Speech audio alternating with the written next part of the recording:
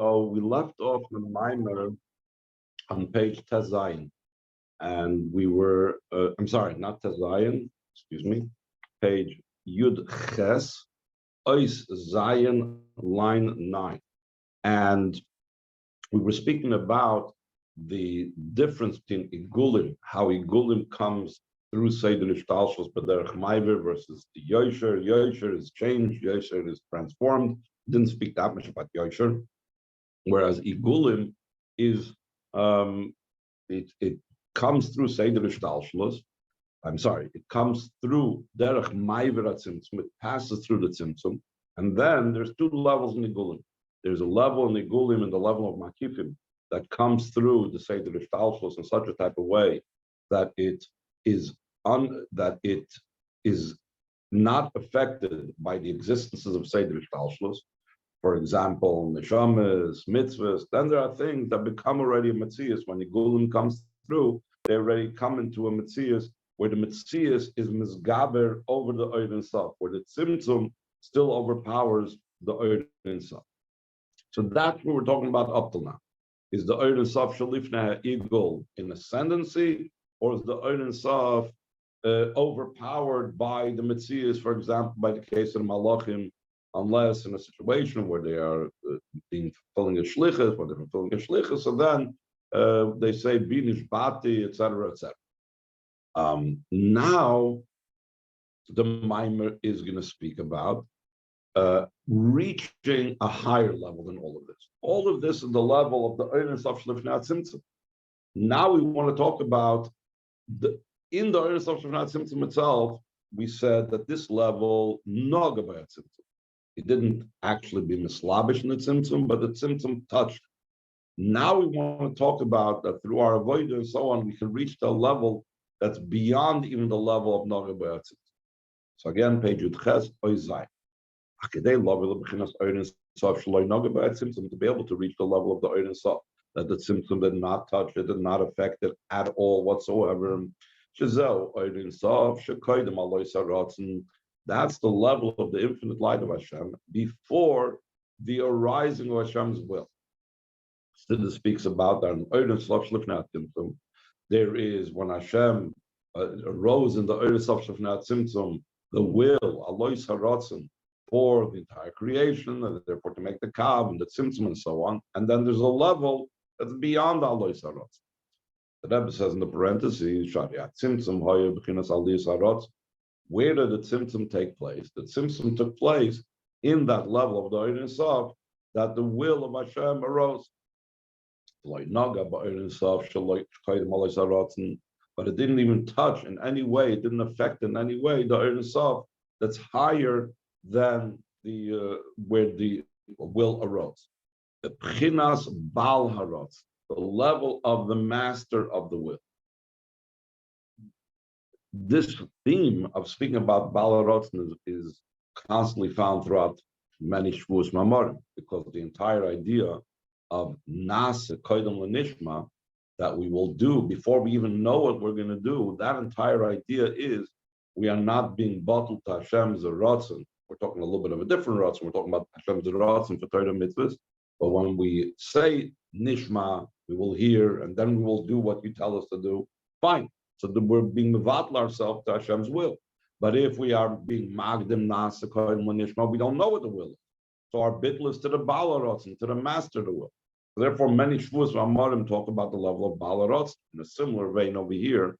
When he wants to talk about being mamshich the Oiden Sof from the level of Baal Ratzon, that is the theme, very appropriate for Shvuos Maim.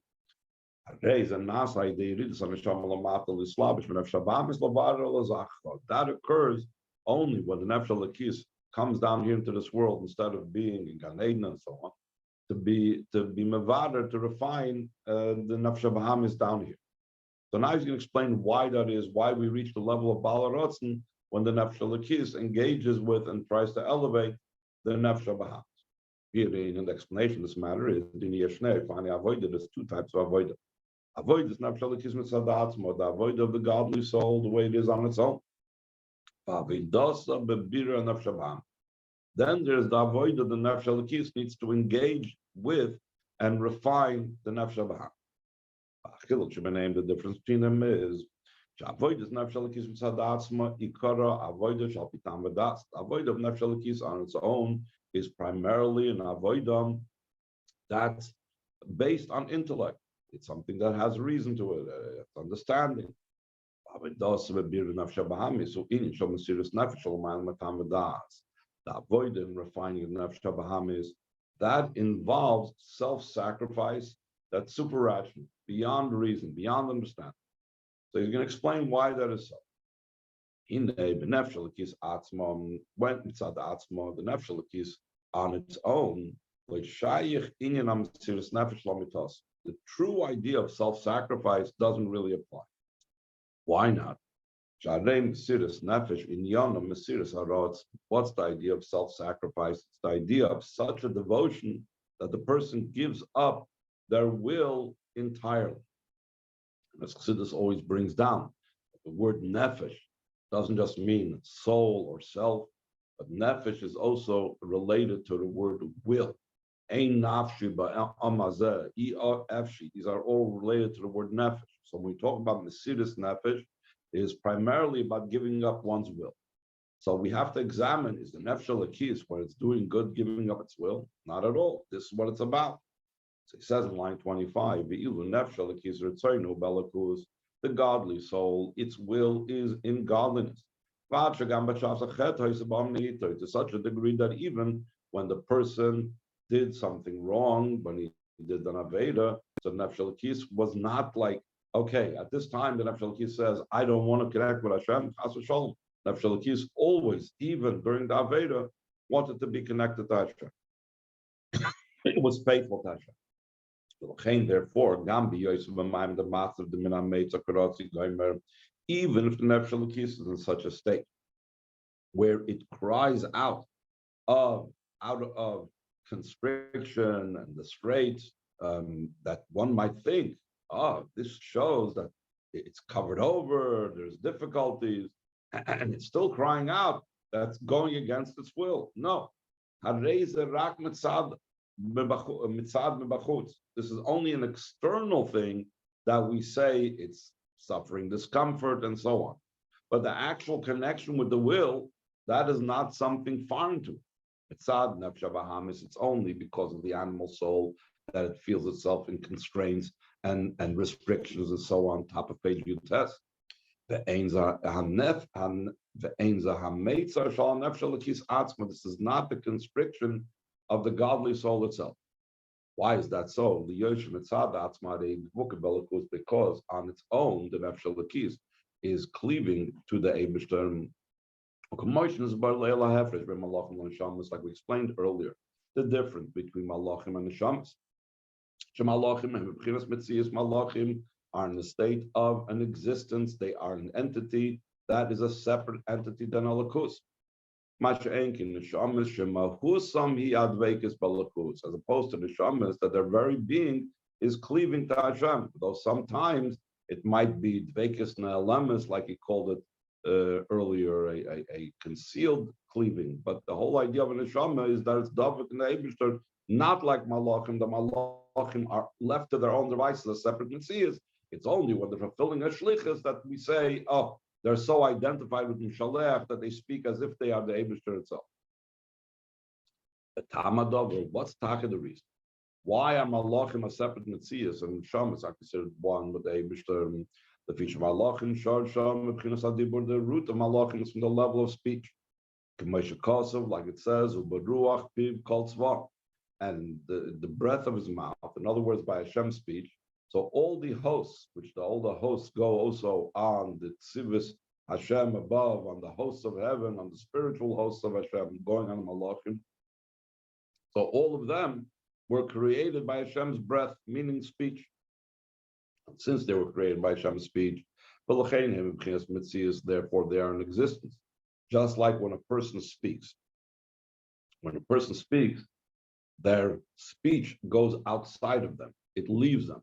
It now becomes something separated from them, an independent entity. Whether you're talking about the exhalation of the breath, or whether you're talking about the fact that it's received by someone else, the whole idea of speech is that it's something other than the person. It's an entirely separate entity. And because of that, also, their mitzias is made up of both a material part, what we would call a body, though it's not a physical body, and the form, meaning a neshama, a chayis to it. So that's all by the malachim that they have a level they're called mitzias.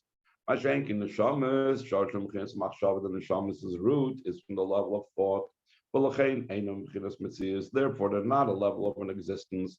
Rather, they're in a state of cleaving and constantly joining with godliness, just like my thought. My thought doesn't separate from me. My thought is inside of me. Nobody hears my thoughts. Thoughts are something that is completely connected and one with the person that is thinking the thought. The soul neshamas, that they were, it says, like we have right away at the beginning of Tanya. Neshamas Yisrael, all of b'machshava, they arose in Hashem's thought. So therefore, because they come from Hashem's thought, they are not a separate entity by their very nature. So now getting back to the idea of the Nefesh Elokis, because of that, the Nefesh Elokis cannot have Mesiras Nefesh, because its very nature is godliness. Okay, in line 11. Even when the Nefesh Elokis becomes enclosed in Nefesh Bahamis, Ritzoinam hu alakus, the Nefesh Bahamis doesn't remove that from them, that their will is alakus. Therefore, b'meila lo shayach eslam amitis inam mesiras nefesh. Therefore, the true idea of self-sacrifice, meaning giving up their will for Hashem, is not applicable. It's because this is their will. Their will is the Eibishter. So the mile of mesiras nefesh is not to be found by the Nefesh Elokis. But the Nefesh Elokis' job, and what it does is it influences and brings the Nefesh Bahamis to Mesiras Nefesh. Line 14, Allah Nefesh Elokis pe'elas in Mesiras Nefesh Nefesh Bahamis. Nefesh Elokis affects self-sacrifice in the Nefesh Bahamis. The Hindei Nefesh Bahamis ilamata yoser malachim. The Nefesh Bahamis is lower than malachim. Because the will, what is the Nefesh Bahamis' will? We're talking about Mesiras Nefesh, giving up its will. So let's focus on the will of the Nefesh Bahamis. The will of the Nefesh Bahamis is Gashmis. It's the opposite of godliness. Not like Malachim, that Altapanim, even though they're Metzias, they still have some type of will for Hashem. But Nefesh Bahamis wants something that's not just not Elikus, but it's the opposite of Elikus. And the Rebbe says in the parentheses, it goes hand in hand. If it's not Elikus, then it's the opposite. Anything that's not holiness is the other side. When the godly soul affects the Nefesh Bahamis, to transform it to holiness, like we say, so now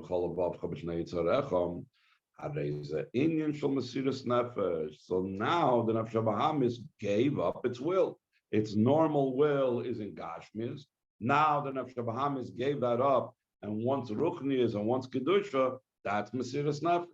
So this is the point that we were saying before. The Mesiras Nefesh doesn't apply by Nefesh Elokis. Mesiras Nefesh applies only by Nefesh Bahamis through the influence of Nefesh Elokis.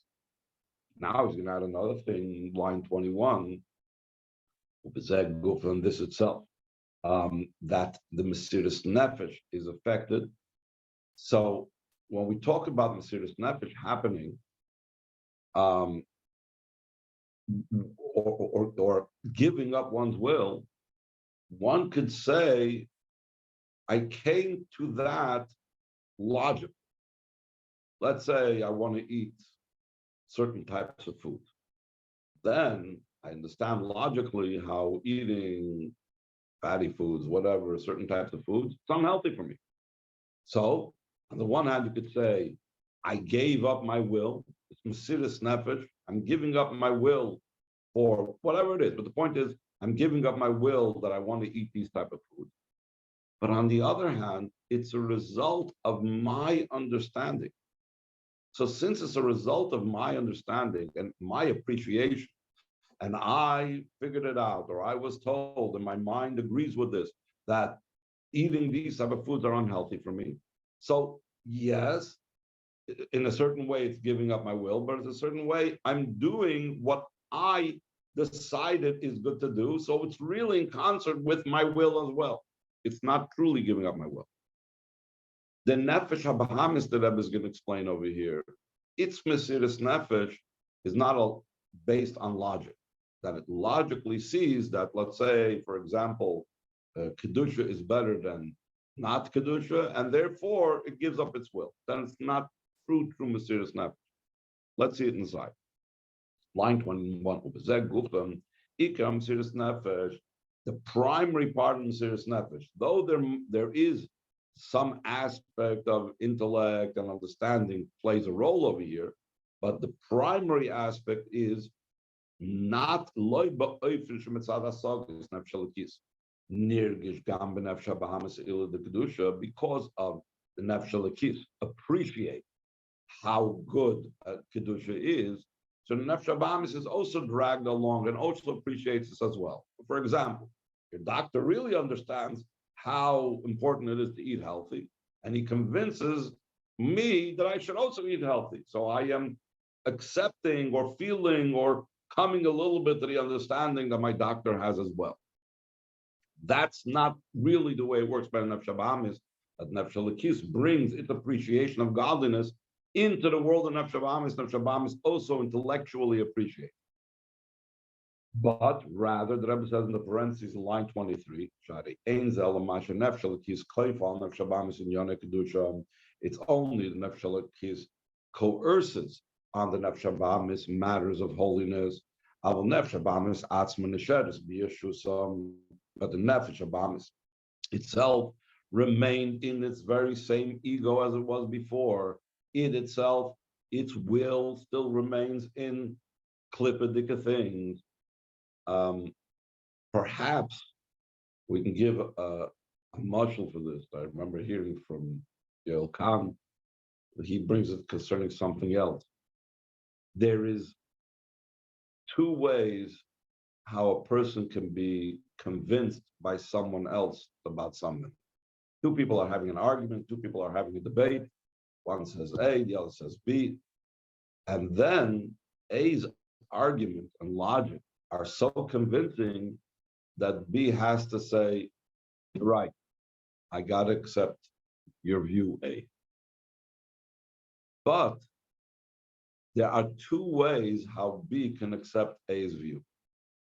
Either he could say, either to himself or to A, I wish I had a good counter argument. I don't, so I have to accept your view. But I really would have wanted to be able to find something to counter what you said. But then there's a way that the person says, wow, you opened up my eyes. How could I have not seen this all this time? Thank you so much for illuminating and explaining this to me that I didn't know this before. Perhaps in a similar vein, we could say that even when the Nefesh Halakis works on the Nefesh Habahamis and tries to transform it, and obviously there must be some type of intellectual emphasis like we have in different Moed Chassidus. But the Nefesh Habahamis is still being dragged along, kicking and screaming. As much as it understands, it's still a behemoth and would rather not have been convinced. So therefore, it's really a level of mesiras nefesh. The truth that follows after Nefesh Halakis is because Nefesh Halakis coerced its view upon. Again, some mimer from Matan Torah. It's similar to the idea of kaf aleim har kegigis that Chassidus always explains. It wasn't a literal coercion of a threat to our existence, but rather kaf aleim har kegigis, there was such an intense godly revelation or such an intense love that it didn't allow us for us to choose any different. But which means that essentially, left to our own devices, we wouldn't have wanted this. So in the similar vein, the Nefesh Halakis can coerce its opinion on the Nefesh Habahamis, where Nefesh Habahamis feels its hands are tied, and it doesn't. But in such a situation, it's called mesiras nefesh, that it's giving up its will. So he's saying in line 26, Ki'im rather, how does the Nefesh Halakis influence the Nefesh Habahamis? Being in its own state and situation, that it has no connection. The whole idea of appreciating Kedusha is not something that Nefesh Habahamis will appreciate. sie weiß nicht und fühlt nicht, was Kedusha is. The Nefesh Abahamis neither knows nor it feels what is Kedusha. Nasa etzla hametzar shaloi toivla mein yonim shloshem hepech HaKedusha. It becomes uncomfortable.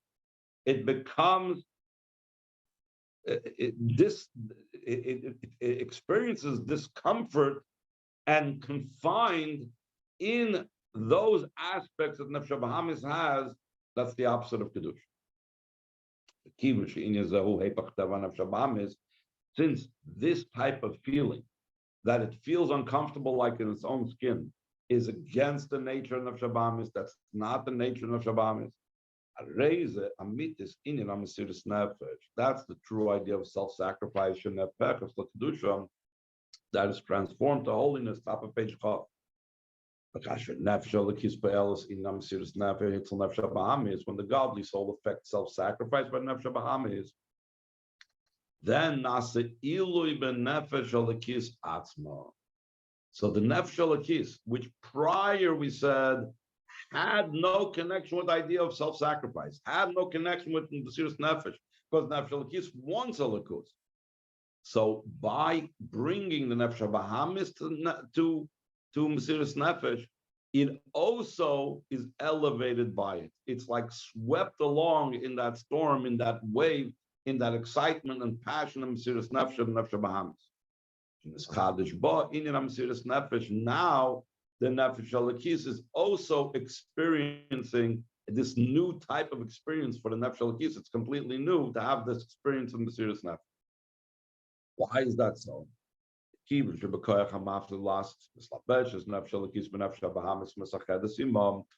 by the power of the one who does wondrous, like we say in Ashri Yotzar, that we use that to explain about the union of the Ruchnis with the Gashmis in Nefesh Alakis and the Guf. The Rebbe uses it here to explain that the Koyach HaMafli Lasis, Hashem's power that's above everything, that performs wonders, is one that causes Nefesh Alakis to join with Nefesh Abahamis. They're also completely disparate and going in different directions. So then, because the Nefesh Alakis is now joined with Nefesh Abahamis and influencing it,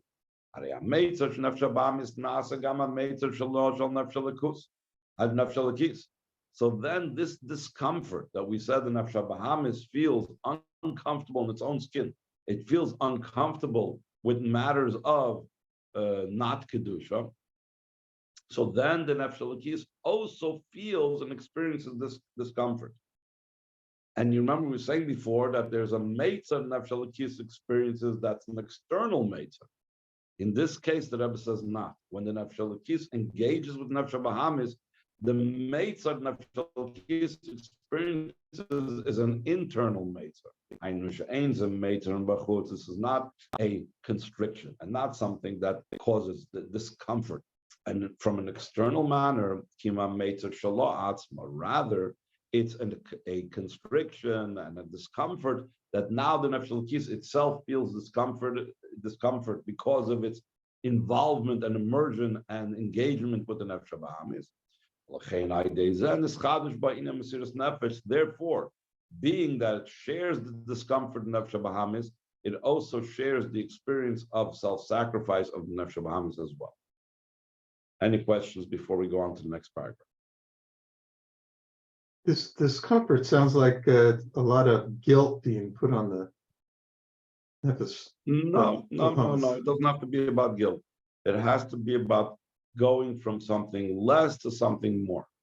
The whole idea of the Meitzah is, let's say, very simply put, let's say you're living in a very small house. And you decide, it's time I buy my own place. It's time I move into a bigger place. I feel uncomfortable. I feel constricted. I can't be myself. I don't have my own place to study and to work in. It's not about guilt or not guilt. It's about rising to a more me situation.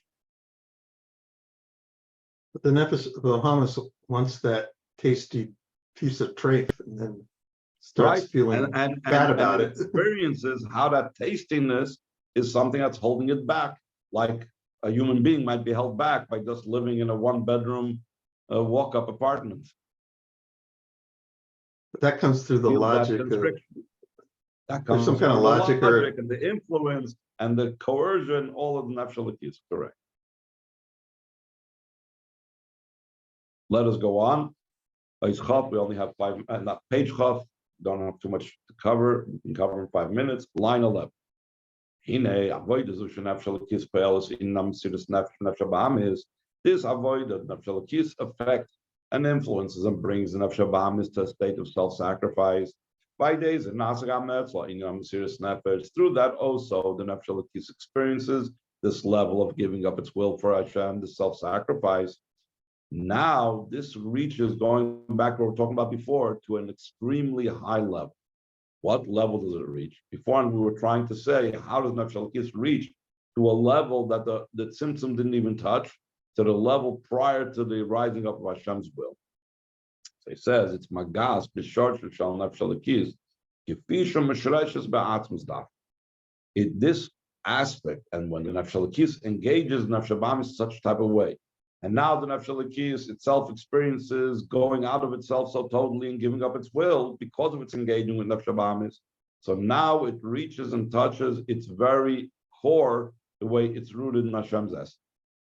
The idea behind this is in Yidduah, it's known, the godly soul comes in the world of tikkun of Atzilus and lower. Nefesh comes in the world of Toyu that precedes and is higher than the world of tikkun, spiritually greater and more powerful. Therefore, where then does nefesh get this power to be able to elevate nefesh? Since nefesh is higher than nefesh, how does nefesh have the energy and the capability to influence nefesh, which is more powerful? It's like begashmis. How is it possible, let's say, for a human being to wrestle with an animal? It's not possible. An animal is stronger. So rather, not from the level of the revealed levels of godliness or the revealed levels of nefesh. In the revealed levels of godliness, Toyu is higher than Tikkun, and therefore the nefesh cannot take on the nefesh. Only because of the nefesh root and source in Hashem's very essence. Therefore, it has that extra power and energy to be able to take on the nefesh, even though the nefesh is from Toyu. This means as follows. Not only does the nefesh derive this energy from a level that's higher than Toyu, with Tikkun Shavim over there, the world of Toyu and Tikkun are the same. But rather from a place that it says specifically, I have loved Yaakov. From that place, that's the area where we are able to draw down the power to overcome the nefesh bahamis. There's 2 levels. It says, Haloach Esav Yaakov is not Yaakov and Esav brothers. So that means Yaakov is the example of Tikkun. Esav is an example of Toyu. There's a level that's beyond Toyu, where Toyu and Tikkun are just equal. There is no differentiation between the 2. That level is not yet the level to tap into for the nefesh to overcome nefesh, because then they're equal. But rather, there's a level that the pasuk concludes and it says, "Haloi ach Esav Yaakov is not Yaakov, is not Esav a brother to Yaakov." And despite that, va'oy havas Yaakov, I still love Yaakov. That is the connection of Hashem's very essence with Yaakov higher than Esav. And that's the source of how we can defeat Esav, how we can defeat the nefesh bahamis, how we can defeat anything that comes from Toyu. Shazel, defeat, shenefesh alakis, mushreshes ba'atzmus. That's the way the godly soul is rooted in atzmus. So as we go on, next week, we're going to finish the mimer. We're going to speak about the specifics of the levels in which nefesh alakis is mushresh and atzmus. We're going to speak about the min nimlach mishasem tzadikim. Who did Hashem consult in the creation of the world? He consulted the neshamas of tzadikim, and that is going to bring us to understanding the highest, most level that we are reaching through our avoiding Torah mitzvahs beyond even the level where Nogba. We'll stop over here.